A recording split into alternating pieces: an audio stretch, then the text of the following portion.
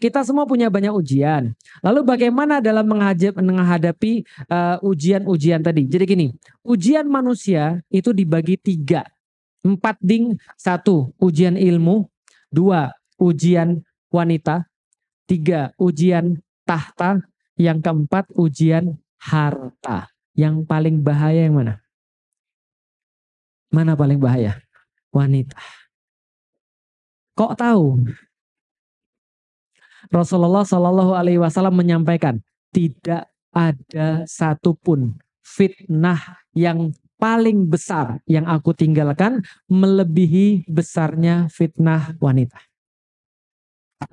Itu kata Rasul, bukan kata saya. Berarti Anda tahu bahwa Anda itu fitnah.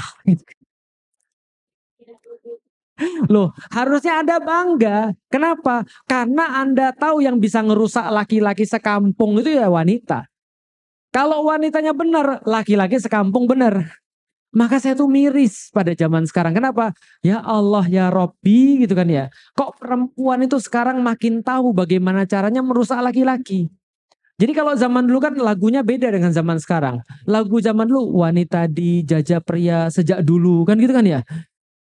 Kesannya itu wanita tuh kesian banget. Sekarang coba lihat, wanita itu yang ngendaliin laki-laki, coba bayangin. Semua fitnah itu gara-gara wanita. Itu yang paling besar. Fitnah kedua yang paling besar tentu saja adalah harta. Maka Rasul sampaikan, bukan kalian miskin yang saya khawatir.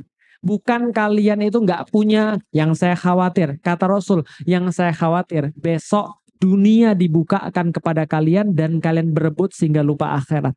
Itu harta. Harta sama tahta ya satu geng lah. Berarti fitnahnya ada 4. 1 adalah ilmu atau kata. Fitnah orang berilmu itu sombong. Fitnah orang berilmu itu dia merendahkan orang-orang yang lain. Dia kemudian nggak bisa temenan sama orang-orang yang lain karena dia anggap orang itu belum selevel sama dia. Itu fitnahnya iblis, itu fitnah ilmu. Dia merasa hebat sehingga dia meremehkan manusia. Itu fitnah ilmu. Fitnah yang kedua, fitnah perempuan. Nah, itu yang paling luar biasa. Bagaimana cara mengatasi fitnah perempuan? Nikah. Makanya Allah katakan litaskunu ilaiha. Perempuan ketika sudah dinikahi itu menjadi stabilisator bagi laki-laki. Jadi kalau laki-laki itu gerusa-gerusu, nggak pernah tenang hidupnya, duit nggak pernah disimpan, habis terus, pergi terus kemana-mana. Yang bisa buat dia mandek itu siapa? Perempuan. Yang bisa buat dia merasa tenang itu siapa? Perempuan. Makanya ketika Nabi Ibrahim datang kepada Nabi Ismail, mengibaratkan perempuan itu kayak palang pintunya. Perempuan ini menentukan laki-laki ini kayak apa. Nah makanya yang bisa membuat kita tunduk itu adalah perempuan, baru bisa tenang.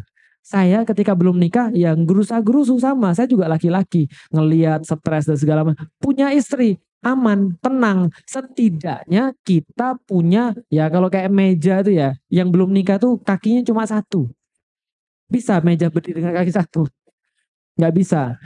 Maka Ustadz kesimpulannya Ustadz, semakin banyak kaki semakin bagus. Gitu kan ya?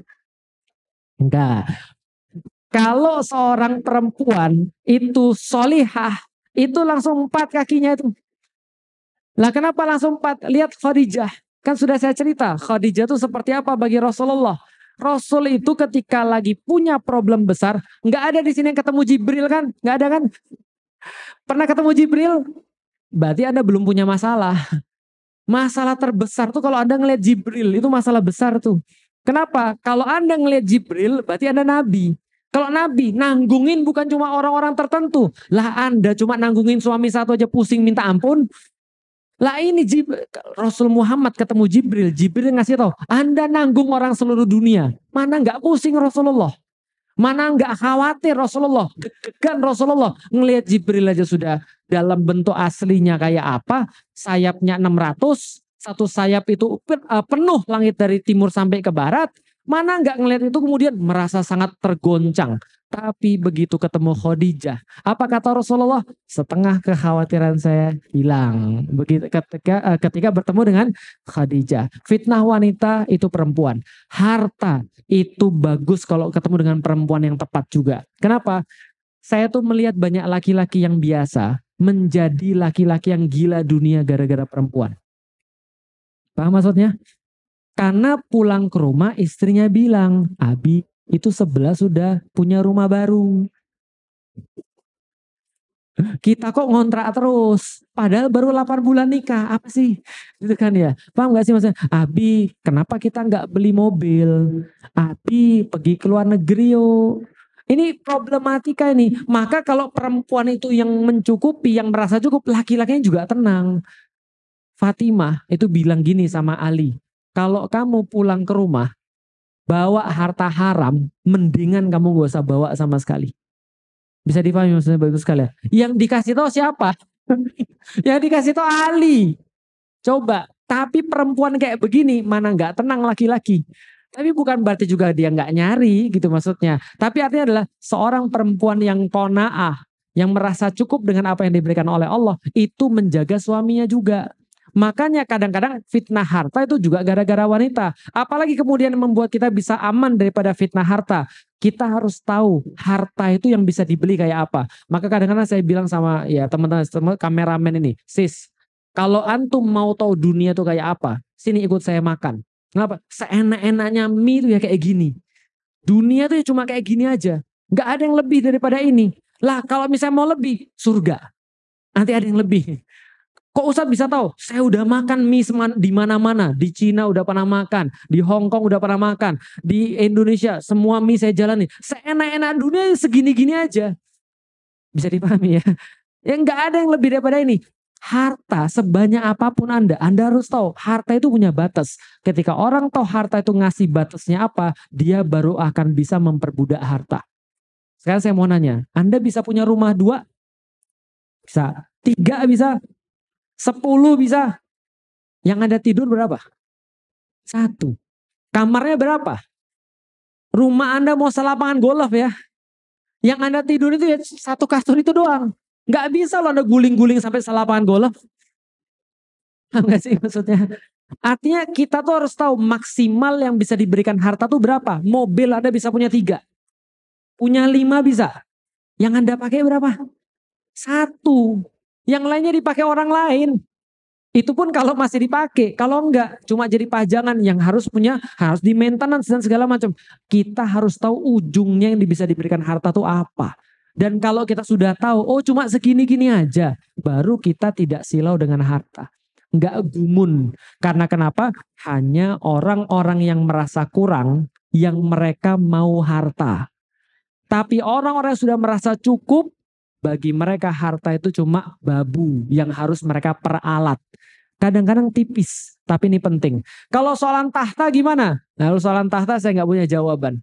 Karena saya pikir gini ya, seburuk-buruk orang itu yang merasa ketika tahta itu bisa nyelamatin dia. Saya dipahami Bapak sekalian. Saya ditawarin, Ustadz kayaknya cocok jadi wakil presiden, turun derajat saya. Paham Bapak sekalian? Mendingan jadi ustadz lah. Mendingan jadi ulama lah. Kenapa? Kalau jadi ulama, kita di atas. Kita nasehatin orang, kita bagi ilmu. Lah kalau misalnya kita jadi pejabat, kita jadi kemudian orang yang punya pangkat misalnya. Jabatan itu artinya Anda di bawah orang. Bukan di atas orang. Bisa dipahami teman sekalian. Bisa dipahami Bapak Ibu sekalian. Tapi bukan berarti nggak boleh jabatan. Jabatan perlu bagi orang-orang yang amanah. Kadang-kadang saya mikir, Abu Dzar Al-Ghifari. Tahu Abu Dzar Al-Ghifari? Abu Dzar Al-Ghifari itu punya kampung namanya Bani Ghifar. Bani Ghifar ini orang lewat di situ jangan berharap selamat. Tahu pembegalan di jalan di Sumatera? Apa nama bajing loncat pernah tahu? Itu baru di Sumatera. Bajing loncat paling yang hilang apa? Itu kalau di Bani Ghifar orang lewat pasti dibegal. Bani Ghifar itu kampung begal. Bosnya namanya Abu Dzar Al-Ghifari. Abu Dzar Al-Ghifari ini ketika dibacakan surat Ar-Rahman turun, Rasul bilang, siapa yang mau bacain surat Ar-Rahman? Abu Dzar bilang, saya aja. Kenapa? Saya nggak takut orang. Dibacain di tengah-tengah Ka'bah, digebukin orang. Digebukin orang, babak belur. Balik tempat Rasulullah. Ya Rasul, sudah selesai. Rasul bilang, waduh kamu digebukin ya? Iya. Tapi kalau saya disuruh baca lagi, saya datang lagi. Nggak ada yang saya takut. Itu Abu Dzar Al-Ghifari. Orang kuat, tegas, hebat. Suatu waktu dia bilang ini, ya Rasulullah, saya minta jabatan. Ya Rasulullah, saya mau mimpin ya Rasulullah. Kata Rasulullah apa? Abu Dzar nggak usah, kamu lemah. Yang diomongin lemah siapa? Abu Dzar Al-Ghifari. Nah kalau zaman sekarang orang-orang merasa kuat. lalu mereka minta jabatan. Bagi saya jabatan itu kalau ada orang yang kalau orang gila wanita, saya masih paham. Kalau ada orang pengen harta, saya masih paham. Tapi kalau ada orang yang gila jabatan ya, harus menjabat, saya nggak ngerti terus terang. Makanya saya nggak punya jawaban untuk orang yang gila jabatan. Karena bagi saya hidup saya tuh sudah baik-baik saja. Di yuk ngaji aja, di yuk ngaji aja. Yuk ngaji itu punya ketua cuma satu, namanya Mas Husen. Saya diminta, mau gantiin Mas Husen? Gak usah, dia aja ketua seumur hidup. Kenapa? Hidup saya sudah nyaman. Hidup saya nggak mau ditambah-tambahin masalah. Jadi paham ya, amanah itu masalah. Saya orang yang saya orang yang tidak mau merepotkan diri sendiri. Makanya saya tidak mau amanah. Jadi jangankan disuruh jadi wakil presiden, jangan disuruh jadi presiden. Suruh jadi ketua yuk ngaji, saya nggak mau. Oke, yang berikutnya. Tapi itu pilihan saya. Bukan berarti jabatan itu haram. Karena kenapa? Karena kalau yang megang jabatan orang-orang yang nggak amanah, Anda yang susah. Kita yang susah. Maka apa solusinya? Solusinya adalah kita didik anak-anak kita jadi soleh. Dan semua orang soleh itu nggak ada yang mau jabatan. Ingat baik-baik, semua orang soleh tidak ada yang mau jabatan. Tapi kalau dia dikasih amanah, dia tidak menolak. Itu orang soleh. Abu Bakar gak mau jadi khalifah. Tapi ketika yang lain bilang, Abu Bakar, di antara kami gak ada yang lebih soleh daripada kamu. Ya sudah, kalau kalian mau, saya mimpin kalian, syaratnya kalian taat sama saya. Oke, gak apa-apa kami taat. Itu. Jadi orang-orang yang soleh itu gak pernah minta. Tapi kalau dikasih amanah, dia gak nolak. Tujuan kita sekarang adalah gimana caranya memperbanyak orang-orang soleh, sehingga besok kalau negeri ini perlu pemimpin, maka manapun yang dipilih,